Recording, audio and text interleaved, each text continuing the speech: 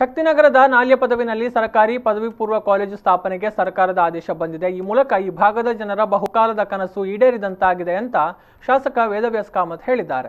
ನಾನು ಶಾಸಕನಾಗಿ ಆಯ್ಕೆಯಾದ ಪ್ರಾರಂಭದ ದಿನಗಳಲ್ಲಿ ನಾಲ್ಯ ಪದವಿನಲ್ಲಿ ಪದವಿ ಪೂರ್ವ ಕಾಲೇಜು ಸ್ಥಾಪನೆಯ ಕುರಿತು ಸಾರ್ವಜನಿಕರ ಜೊತೆಗೆ ಚರ್ಚಿಸಿ ಸರ್ಕಾರಕ್ಕೆ ಮನವಿ ಸಲ್ಲಿಸಿದ್ದೆ.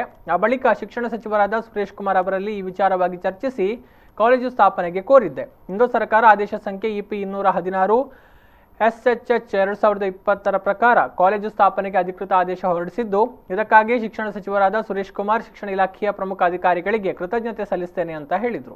ಯಾವಾಗ ಮುಖ್ಯಮಂತ್ರಿಗಳಾಗಿ ಯಡಿಯೂರಪ್ಪನವರು ಬಂದರು, ಶಿಕ್ಷಣ ಸಚಿವರಾಗಿ ಸುರೇಶ್ ಕುಮಾರ್ ಬಂದರು, ನಾನು ನನ್ನ ಮಂಗಳೂರಿನ PU ಕಾಲೇಜಿನ ಬೇಡಿಕೆಯನ್ನು ಸುರೇಶ್ ಕುಮಾರ್ ಒಂದಿಗೆ ಇಟ್ಟಾಗ ಅವರು ಅತಿ ಶೀಘ್ರದಲ್ಲಿ ನೆರವೇರಿಸಿಕೊಡ್ತೇನೆ ಅಂತ ಹೇಳುವಂಥ ಮಾತನ್ನು ಹೇಳಿದರು.